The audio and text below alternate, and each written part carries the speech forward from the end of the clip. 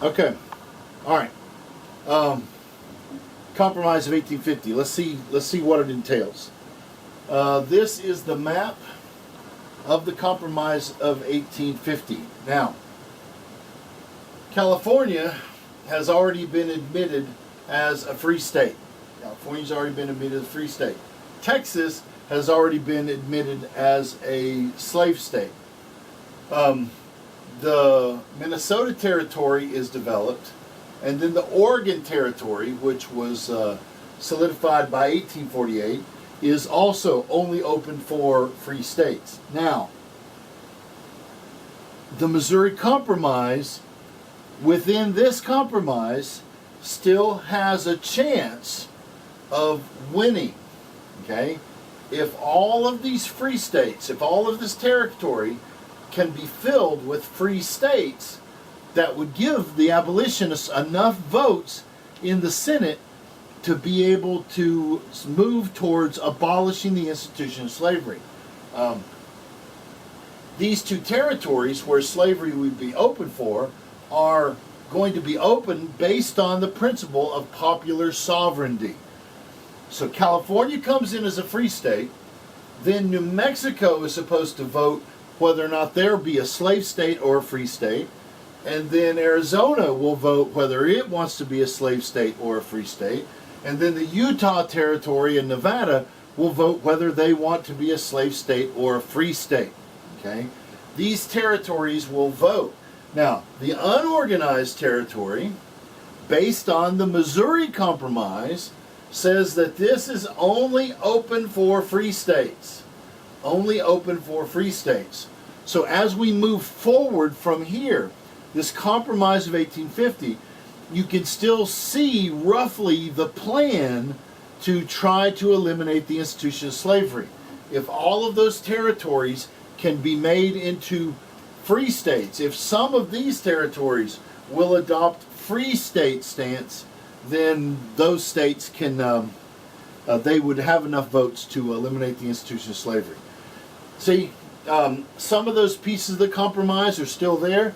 For example, Washington, D.C., the city, the District of Columbia, they will no longer have slave markets in the District of Columbia. However, the institution of slavery will be guaranteed during when congressmen come. They can bring their slaves, and they are considered slaves. They are still considered slaves.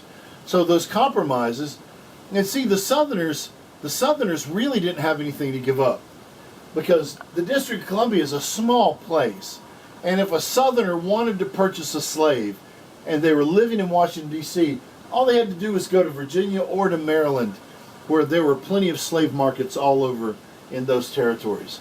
So this is the compromise that that Henry Clay is able to come up with, an attempt, I still believe, an attempt to find a path towards abolition, if these northern states will get busy creating new free states. Now, this compromise, make sure my clicker isn't. The final statement, a historian named Chase says, the question of slavery in the territories has been avoided. It has not been answered. All of these issues about popular sovereignty, now these states were going to have the debate about slavery before they become settled. Okay, the Compromise of 1850 comes undone almost immediately because elements in the South refused to accept some of the provisions, and more importantly, elements in the North refused to obey the dictates of the Compromise of 1850, and it automatically rips the compromise apart. The sectional balance will come undone because as California comes in as a free state, it starts to tip the scale towards free states, and the slave states are going to get pretty upset about it. Okay, here's a couple of things happening in the first couple of years after the passage of this Compromise of 1850. The first thing is called the Fugitive Slave Act. The Fugitive Slave Act. Now, the Constitution contained a phrase about fugitive slaves. Okay, let me see if I can recite it. It says, any person held in service or labor in one state under the laws therein, escaping into another, regardless of the laws therein, shall not be discharged from such labor or service, but shall be delivered up upon request to whom such service or labor is due.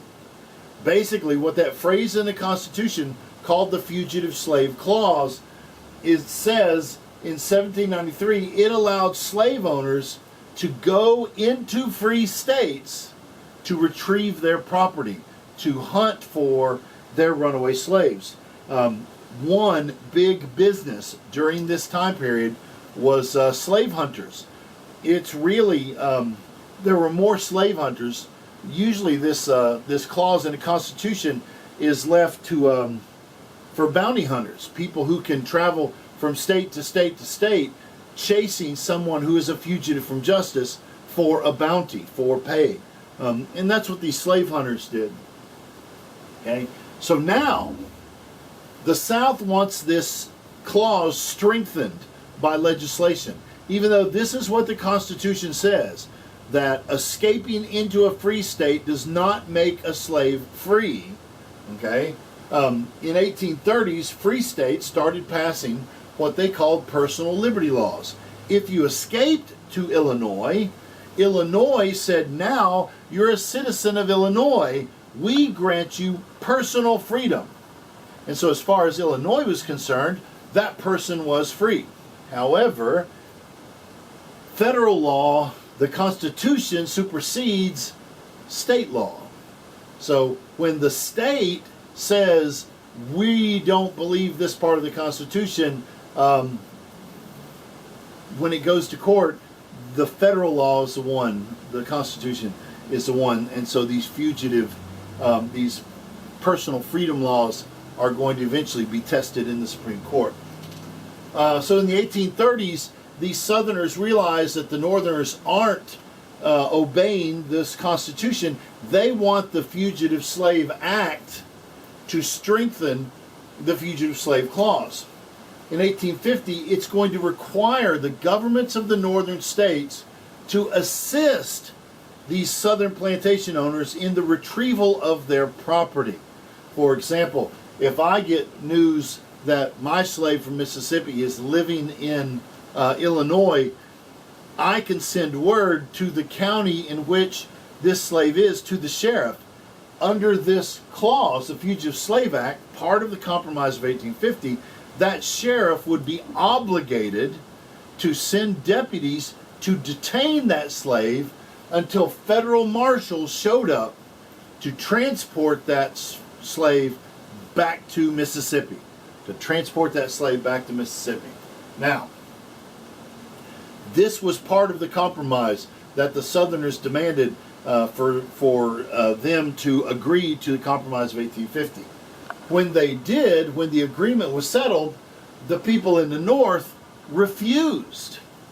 Right? The abolitionists in the North refused. The sheriffs refused to go by the dictates of either the Constitution or the new Fugitive Slave Act. So essentially, they were going to violate the Constitution because they didn't agree with the Constitution. Even though there is a proper way of amending the Constitution, but they weren't going to do it. Now, during this time period, Harriet Beecher Stowe also writes a book, Uncle Tom's Cabin. In 1852, it sells more than 300,000 copies, which that's an enormous circulation for a book. By 1860s, more than 3 million copies of this book are sold worldwide. It enrages Northerners once they read these stories about how slavery functioned in the South. But many people in the South believe that these stories are exaggerated. So this book, this Uncle Tom's Cabin, outrages the Southerners because their idea was not every Southerner treats his slaves like this. And so it's a big conflict between the North and the South. But this time the institution of slavery isn't just a political issue. Harriet Beecher Stowe makes this discussion part of the popular culture by creating this book. If none of you've read Uncle Tom's Cabin, You can actually, I believe it's one of the free texts that you can download on the Kindle app. So you can download a copy of it and you can read it. Election of 1852, Franklin Pierce, who is a Democrat, is going to run for president. Okay, he's going to run against Winfield Scott, who is a Whig. Winfield Scott had been one of the heroes of the Mexican-American War. He is the one who captured Mexico City and Santa Anna the second time. And of course, John Hale will run as a Free Soiler. John Hale, the Free Soiler, this is pretty much their last hurrah. The Whigs have no chance to win this election. Even though Winfield Scott is extremely popular, this division between Cotton and Conscience Whig has split these guys terribly. And the Democrat Franklin Pierce, even though he's from the North, Franklin Pierce still sees the possibility for a continuation of the institution of slavery. And so Franklin Pierce is going to come out on top in this election in 1852. Okay, Pierce wants to annex Cuba. But since California entered the Union as a free state, Pierce, who wants to be one of those balance people, wants to be one of those sectional balance people, wants to annex Cuba. The Northerners see this as an attempt to expand the institution of slavery, but Pierce saw it as an attempt to restore the balance, to bring everything back into balance once again. He does have better luck with the Gadsden Purchase, but it has to do with the Transcontinental Railroad, so we'll talk about that a little bit later. Now, this compromise has failed. This compromise has completely fallen apart by the time the end of 1852, 1853. And everybody knows they have to come up with a new compromise, because at this point, some of those states are petitioning to become, or some of those territories are petitioning to become states. So, Stephen Douglas, the guy who gave the railroads all of those that land grant in the last few episodes, is a Northern Democrat. He is a Northern Democrat from Illinois. However, Stephen Douglas supports a continuation of the institution of slavery. He authors and brings to the Congress, to the Senate, something called the Kansas-Nebraska Act. The first step of the Kansas-Nebraska Act is to repeal the Missouri Compromise, right? That compromise that said all of this territory is only open for free states. So the Missouri Compromise will be repealed. So the map that we're going to look at now is a new compromise map. The yellow states are the free states. The slave states are the green states. And then the states that are open to vote on whether to be a slave state or a free state are going to be the purple, as we saw in the last map. But this map is going to look substantially different. Okay, Kansas and Nebraska by 1854 are supposed to vote on whether to be slave territory or a free territory based on this new Kansas-Nebraska Act. Here's the map. Now, the Washington Territory and the Oregon Territory, all the organized territories that have already been organized, are only open for free states. However, this time, all of this territory that used to be open only for free states are now going to be open based on a principle of popular sovereignty. So now not only this area open for popular sovereignty, but also this area. What's happened to the plan? Because if more than half of this area comes in as slave states, there's no way that the free states can gain a 2/3 majority in the House or in the Senate. With this Kansas and Nebraska Act, this is going to shoot in the foot any attempt to constitutionally eliminate the institution of slavery without bloodshed. This is almost the end of our last best hope to maintain peace in the country. This is the end. I mean, if all of these territories vote to be free states, then it would be one thing. But the very first one, Kansas, over here on the other side of Missouri, when Kansas votes to be a state, Kansas votes to be a slave state. Kansas votes to be a slave state, which was a territory that was supposed to be open only for free states. And now it's turned to be a slave state. Now, the political parties during this time period, and we'll talk a little more about the Kansas-Nebraska Act here in a second. There's two old parties, the Whigs and the Democrats. We've already talked about those guys. And there's new parties. There's one party called the Know-Nothings, and then the new political party called the Republican Party. And we'll talk about those guys in the election of 1856. Well, the Whig Party is crashing. They almost have no chance of being able to do anything because of this divide between the Whigs who support the institution of slavery and the Whigs who don't support the institution of slavery. It has split their party in half to such a point that they can't do anything effectively. I guess the last time you have a Whig candidate is with Winfield Scott in this election with Franklin Pierce, and you can see how Franklin Pierce just kind of cakewalks with the election.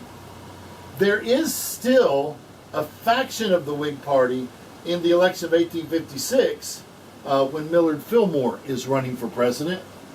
But they really don't win anything either. So let's see if we got this. The Whig Party is crashing. The Democrats are the only national party left in the party. But the Democrats have a problem because they also have a faction in the Democrats that support slavery, the largest faction, and a small percentage of the Democrats that don't support slavery. The Democratic Party has always been the party of slavery. Always been the party of slavery. Okay? The new parties. The first is the Know-Nothing Party. They are very short-lived, and it's a party against immigration. We know nothing but limiting immigration. That's the essential credo of the Know-Nothing Party. So for our purposes, the Know-Nothing Party isn't that significant. What is significant is the creation of this new party, the Republican Party. The Republican Party is established as the party against the institution of slavery. It's the Republican Party that was established to abolish the institution of slavery. So the people who joined the Republican Party are those Whigs. The majority of the Whigs were conscience Whigs, and when the Whig Party falls apart, these guys join the Republican Party. What happens also at the same time is in the Democratic Party, the party of slavery, there is a small percentage of Northern Democrats who are opposed to the institution of slavery. And these Northern Democrats will leave the Democratic Party and they will join the Republican Party. So what you have at this point, if you're a Democrat, you support the institution of slavery. You are a slave supporter. If you are in the Republican Party, you are opposed to the institution of slavery. What's happened, instead of having factions of each in both, what we wind up with is two national parties which are predicated on whether or not we're going to eliminate slavery. Those become the two issues. Most people don't think of it in those terms, but that's where the two-party system comes to at this point. The Republicans have never supported slavery. The Republicans have never been slaveholders. It was only the Democrats. It was only the Democrats. Now, we'll see this. I'll go back to this map. Franklin Pierce, the Democrat, who actually at this point is does support the institution of slavery. In the next election in 56, the first Republican candidate is a guy named Fremont. Okay, Fremont is going to run as a Republican, and he gets a number of these northern states, these free states. Buchanan is a Democrat who supports the continuation of the institution of slavery.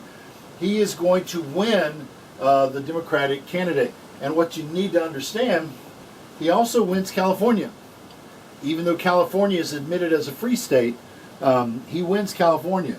It seems that a bunch of Texans have gone to California to establish gold mines. When they go, they bring their slaves with them, but officially they're contract workers. So officially they're contract workers, not slaves. However, when you go back to Texas, you're a slave again. When you go back to Texas, even though California is a free state, California has an enormous number of slaves sort of under the table in their area. Now, what we're going to talk about at this point, after the Crash These Parties, is how everything starts to fall apart. We're going to see things like the Lincoln Douglas debates. We're going to see the John Brown's raid, and we're going to see Bleeding Kansas in the next set of lectures that we're going to do. So you guys keep taking your quizzes, and maybe in this next section I will explain what I want you to do for the last writing assignment.